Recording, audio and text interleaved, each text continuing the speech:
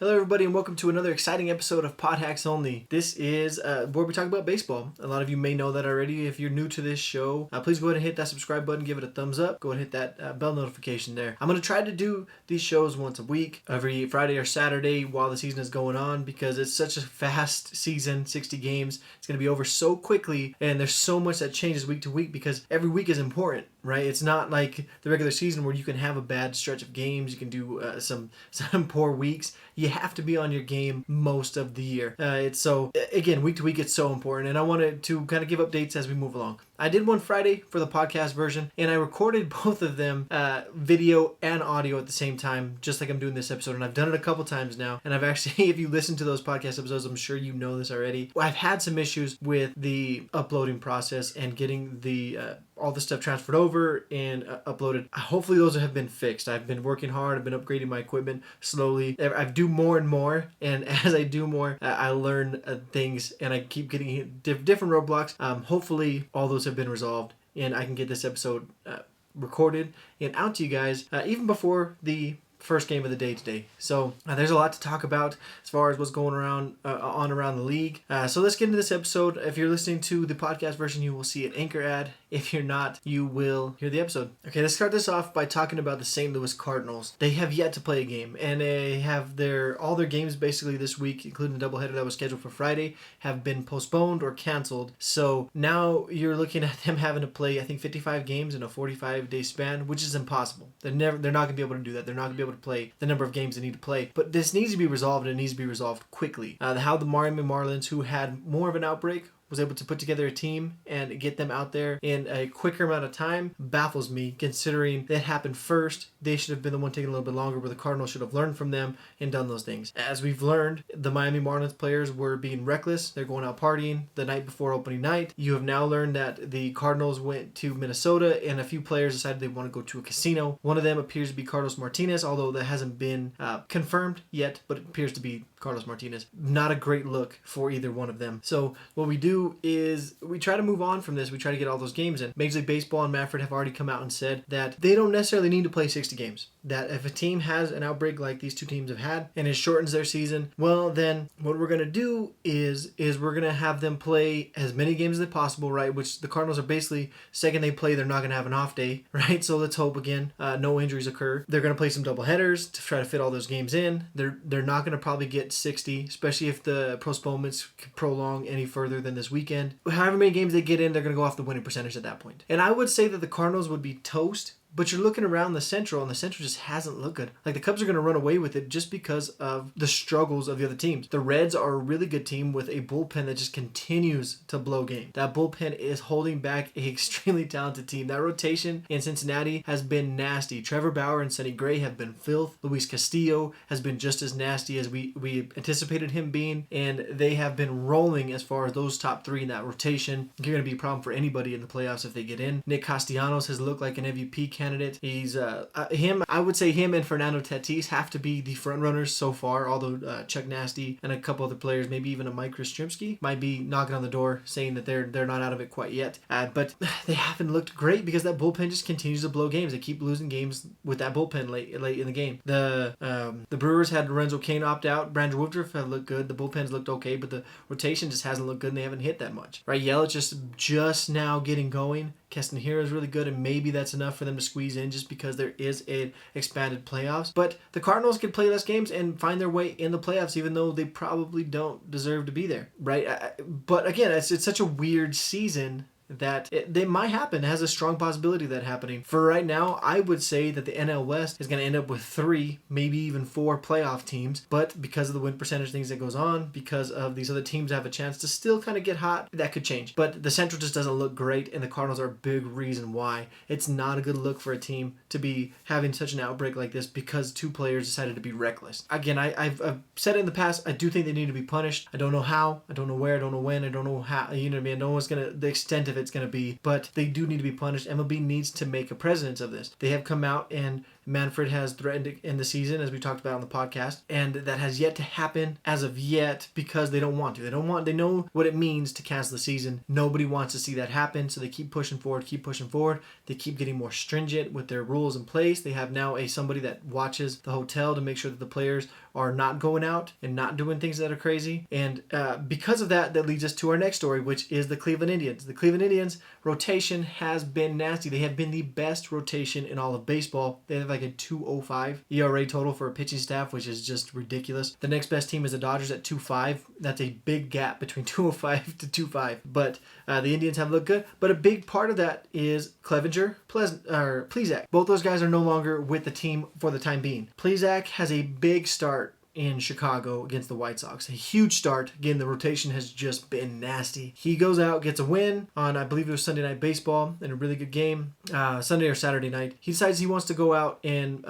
have a drinks with some friends. He wants to go out and not necessarily party, but he wants to go have dinner, have a few drinks with his friends, which in normal circumstances you say, not a big deal. The guy's just celebrating a big league win. His team looks really good. He's pitched really good. He's going to go out and enjoy some time with some friends. But you forget that you're in the middle of a pandemic and those things don't work out that way. He gets caught as he comes back to the hotel. Cleveland Indians said, you're not flying back with us. You're not chartering back with us. We will buy you a rental car. You're going to drive yourself home, and you're going to sit there until you clear protocols with the negative testing through MLB, and MLB says it's okay. So, again, not a good look for Plesac. Apparently, though, Plesac was not alone. So this news breaks on Monday, yesterday. It comes out that he was not the only ball player that was out drinking with friends. Mike Clevenger happened to join him, and Clevenger is a leader on this team. He's been very vocal about a lot of different things. Him and Trevor Bauer are really close. They have the momentum, the channel and all those different things together. He has been very vocal about following the rules and being stringent. They both have teammate in Carlos Correa, who just beat cancer last year. They're saying do it for Cookie, right? They've been one of the most stringent teams. Clevenger was with him doing this. He didn't get caught coming back to the hotel. He stands up in the team meeting the next day, defends Plesac, takes the charter flight home to Cleveland, and then he gets caught. Even worse look than Plesac. I mean, at least Plesac owned up to it, and Plesac immediately was apologetic, immediately said that he messed up, that it was his fault. He's the one that is to blame, and that the Indians did the right thing. Clevenger took a different approach on this, and it did not look good at all. I think Clevenger should probably be punished more than Plesac is. I'm sure both of them will be out for a couple of weeks, and hopefully they get time to think about what they have done. Again, regardless of how you feel about the pandemic, right? Regardless of how you feel about coronavirus, you may think it's this or that, whatever. It does not matter. Other people do take this serious. There are some high-risk people. Tito Francona, the manager of the Indians, is a high-risk person. Again, Carlos Correa, Cookie Correa, is a high-risk person. Both of them part of that Indians team. Both of these guys were being reckless. Does not matter what you think of it. You have 3 months to suck it up, right? I mean, we're in August, September, October, if you make it that far. That's all you got to do to focus on baseball. You're getting paid a lot of money to focus on baseball for 3 months. I don't get how that's so difficult. I don't. It just shows you the mindset of certain people. Clev, I've long been a big fan of, so I'm just going to say this is a lapse of judgment for him and Plesac. Hopefully they have learned their lesson. Hopefully the hard stance that the Indians have taken, this isn't even MLB, but that the Indians have taken, sets an example for the rest of the league. I know a lot of teams have been very stringent on it anyways, holding themselves accountable. The next story, the A's versus the Astros. The A's are on a tear. They lost their first game last night because Mike Trout and Ohtani things, and Rendon stepped in there as well and added a bomb of his own. This is what they anticipated putting this lineup together, right? That they wanted those three guys to just lead a terror of a lineup. They're still not getting the pitching, which may be a big issue for them as they try to sneak into the playoffs. But the hitting is starting to come around. Ohtani, again, we talked about his not going to pitch. He has a flexor injury, and he will be done for the year, I'm sure, pitching. He's not going to be able to pitch for at least till the end of the month. I don't see what the point is to even build him up to throw it all. Just use his bat. That's all you need him for. You want to see his bat. Maybe you get him in the outfield, though. You build his arm up just for the outfield, but not to pitch. He hits a big 3-run bomb last night to tie the game in the 6th because the A's were crushing that terrible Oakland pitching. But again, Ohtani, 3-run bomb. Mike Trout hits 2 bombs, including a go-ahead home run in the 8th. That ended up being the decision and the deciding factor in a 9-8 victory for the A's. The first loss for the Oakland A's in 11 games. They won 10 straight. Before that, Oakland, a notorious slow starter or second half team, is coming out guns blazing. blazing. They look really good. They look like arguably the best team in all of baseball for the time being. They had some issues. They had an issue happen on Saturday when they won that, or Sunday when they won that 10th overall game. You had Ramon Laureano, who was traded from the Astros to the A's in 2017, straight up for a reliever that ended up plunking him, I believe, on Saturday. So he was hit on Friday, hit on Saturday. He was hit on Saturday, then he was hit on Sunday by the guy he was traded for, and then he was hit again on Sunday by the same guy that hit him on Saturday. So he was hit 3 times in a matter of 2 games. Of course, he didn't like that very much. He spends his time on the 3rd time he got hit telling the pitcher that you're trying to throw a curveball, you have to snap it. Otherwise, it's going to keep going straight. It's going to keep hitting me. So he's sitting there after he gets hit, telling a pitcher how to pitch, which I thought was awesome. As he's walking to first, apparently, according to Laureano, the bench coach for the Astros told him that something bad about his mom, apparently. He has denied this so far, but Laureano says he said something about his mom, and then he clearly eggs him on. There's a good video of him standing on first. The bench coach is egging him on, telling him to come here. Laureano's saying, if you want to do this, let's do this. And the bench coach takes a step up the bench like he wants to do something. Laureano sprints towards the Astros dugout. He gets taken down by Garneau with a great wrap-up tackle to kind of hold him down there. If you want to look at the John Boy breakdown of this, it's really good. I think I'm a big fan of John Boy. This is probably his best video that he's done. Not a great look because Laureano, regardless of what that bench coach said, Major League Baseball has made it explicitly clear. Again, suck it up, guys. Put your egos aside. Stop being such hotheads. Do not fight each other. If they hit you, they hit you. That sucks. We will police it. You will not police it for this year. You guys want to go back to next year? You guys want to take out some old rivalries next year? Go at the Astros, whatever. Fine, do that next year. Do not fight. Do not come together. We will punish you. We will punish your manager. So I'm going to guess that hitting coach will be in some big trouble for the Astros. At least he should be. You might see the Astros manager also be in some big trouble with Dusty Baker. You're probably going to see Bob Melvin of the A's in trouble, and Laureano was probably going to be suspended for a while, and that's a big blow to the A's. There's nothing been put out yet. We're still waiting. We're still waiting for the Joe Kelly appeal. That was supposed to happen on Monday. Yesterday has not happened yet. So a lot of issues happening with the Houston Astros. I mean, surprise, surprise. It was bound to happen. Everyone knew it was going to happen, regardless of what it is. Hopefully, this is the end of it, though. Things start to calm down. I know there's been a lot of chirping for the Astros. Major League Baseball has to put a warning out to the Astros players themselves. They have to put a warning out to players going against the Astros, which they've done with the hard 8-game suspension for Joe Kelly. But enough is enough. I think, okay, we got it. Everyone knows how you feel about the Astros. Let's get back to playing baseball. Astros are struggling. Let's live with that. Let's be okay with that. Let's go to the playoffs. And then next year, when this pandemic isn't happening, then you can take out your frustrations. But until then, again, 2 more months, guys. 3 months, 2.5 months. Suck it up. Let's do it for that. And been a rough go at things. Hopefully things turn around because I do want to see this season be completed. Laureano justifiably was upset with the Astros. I'm not saying he was wrong in being upset. What I'm saying is he needs to have a cooler head and understand it's 2020, the pandemic that's going around, the season that's being played right now, and he needs to just go to first base and leave it at that. And I would advise that for most players because it's not going to go over well and you're going to hurt your team. In the end, you're going to hurt your team. Whether you're right or wrong, it's irrelevant at this moment because of the climate of the world right now, and you're going to hurt your team. Moving forward, the MLB has decided that they are at least mulled over the idea of a playoff bubble. Now, they proposed the bubble initially, right? They were going to play all in Arizona. Teams didn't like that for valid reasons. They were going to play in Arizona then Florida. Again, teams didn't like that. Again, valid or so reasons. Then they decide they're going to do Florida, Texas, Arizona, 3-city hub.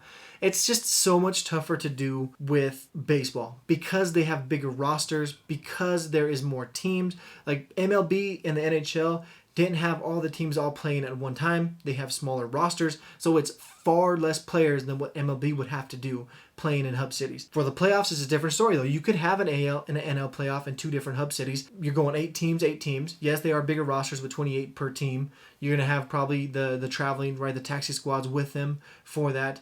I'm sure they would be diminished for the playoffs. Only instead of 30, I would probably think maybe 10, 20. We'll see how they decide to do that. The traveling taxi squads are only 3 players, so that might be more of what they're, because I think they expanded to 5 players just because of what's going on. But it could happen for the playoffs, and it could work out. We'll see how it's executed, though, because Major League Baseball has proven that they're not great at executing anything, especially a season during the 2020 pandemic. And it has been on, and I've been very critical of the owners. I've been very critical of Rob Manfred, but it's been on them and the players. The players have not done what they need to do. The players have to do a much better job at managing themselves and putting their best foot forward. They've been very vocal about how they feel about Major League Baseball, but what the Marlins did, what Clevenger and Plesac did, what Carlos Martinez and a couple Cardinals did, not a great look, and it does not help your cause out. It needs to be a unified unit together, all of you. And the leaders need to start stepping up. You've seen a lot of teams, their leaders have stepped up, done really well. It's hard to just criticize baseball in Rob Manfred when the players are doing the things that they've been doing.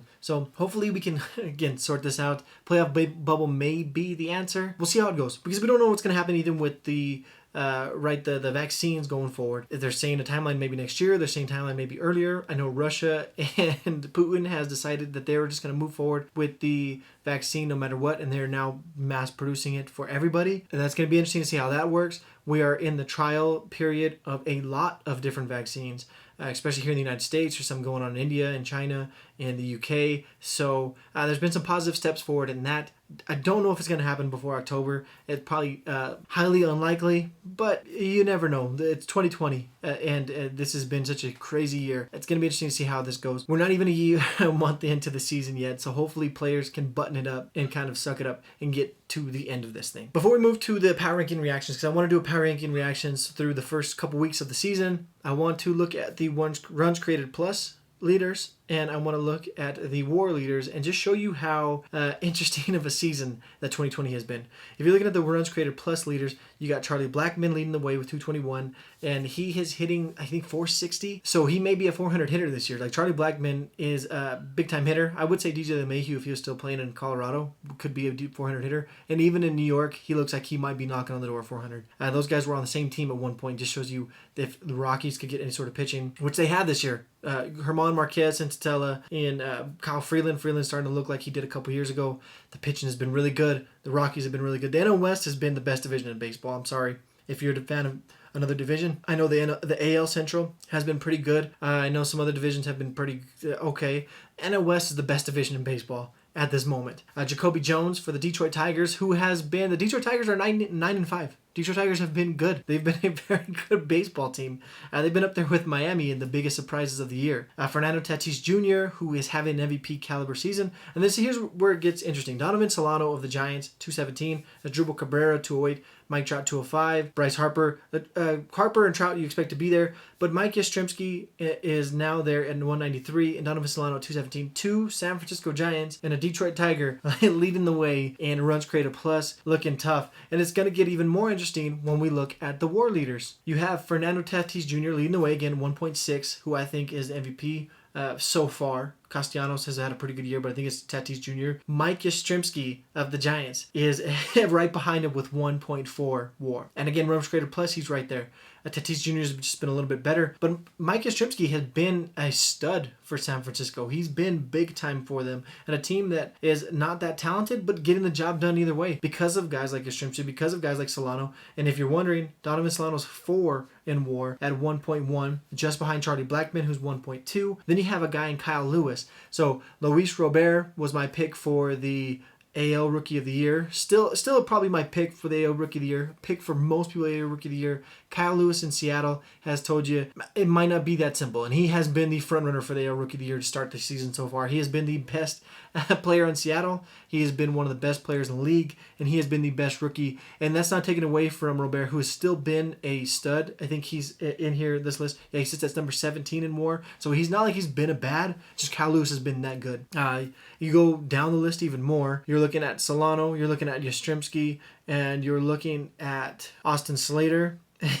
And you're looking at 3 Giants before you even see Mookie Betts is right above. Well, he actually tied with Austin Slater. So you have 2 Giants. Yeah, and you have 3 Giants who are tied or above the highest rated Dodger player so far. Although that doesn't mean the Dodgers are bust so far, as I've seen online. That the Dodgers are far from it. They haven't lost a series yet. They have just not hit very well, especially with runners in scoring position. But as a Dodger fan, I can tell you this is not abnormal for them. They do this in spurts. It is the most frustrating thing in the world. And then they will just go in bouts of hitting everything and anything. So I would be hard pressed to call them done yet, especially when they're 11-6. So let's go to the power rankings. Let's do a power ranking reaction right now. And these rankings are from MLB.com, and I'm not gonna go like team by team. Go into this whole power ranking, that would take too long, so don't worry about that. I'm just gonna kind of go over a brief overview of what the power rankings look like, kind of my reactions to them. So I may do like chunks of 5 teams. So leading off the power rankings is the Dodgers, who flip-flop with the Yankees. The Yankees were number 1 last week. Dodgers were number 2. They kind of flip-flop. I think you can flip-flop them 2 all year long. AJ Pollock has hit really well. Mookie Betts has hit really well. As of late, Corey Seager is one of the best hitters in baseball. He leads in hard hit balls, but he went out a couple nights ago, I believe it was Friday night, with a back injury. He was seen in the field yesterday taking some fly balls and some ground balls. So hopefully he's on the mend and on his way back soon, because his offense a desperate need of him. The offense has struggled with runners in scoring position, but their rotation, as I mentioned, has been the best in the National League, the second best in all of baseball. Their bullpen has been nails, right? They've been great for them so far.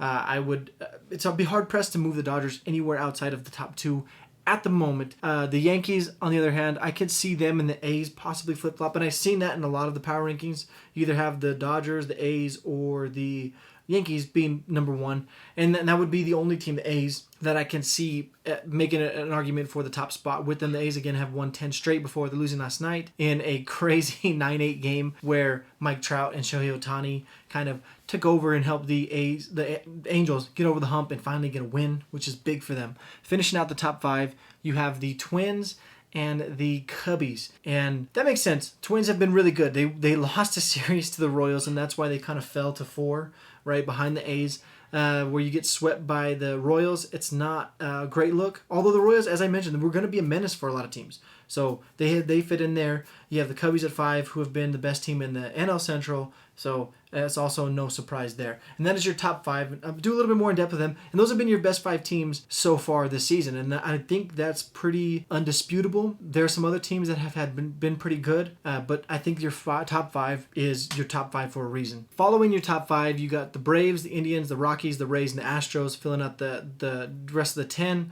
The Astros are a tough look right now. The Padres sitting at 11. I would probably move the Padres into that top 10. But the Braves, Indians, Rockies look pretty good at 6, 7, and 8, knocking on the door of the top 5.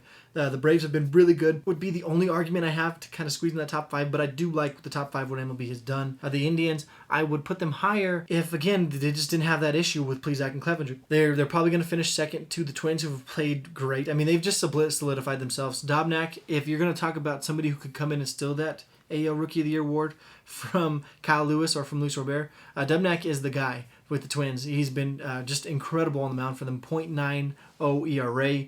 Kenta Maeda has been really good for them. Barrios, they've got some great pitching to go along with just a menace of a lineup as they move forward. So the Indians are going to have a tough sledding going in there. But the Indians are a really good team. And if they get things figured out with those 2 guys and they go into the postseason with that rotation, they're going to be trouble for a lot of teams. The Rays haven't quite hit their stride, and that's why they sit toward the bottom of the top 10. The bullpen has just had some issues.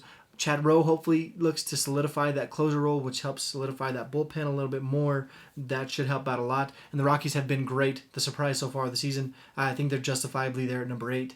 Again, the Padres, I would switch with the Astros at 10 and 11. You have the Reds, who have kind of struggled. The White Sox, who have been middling. And the Reds and White Sox, I would probably say, are about the same team. The interesting thing here is you have the Cardinals sitting at 14. It's hard to rank the Cardinals, but they have a legitimate shot at the postseason, so, I mean, why not put them there? They still have Jack Flaherty. They still have a lot of really good ball players.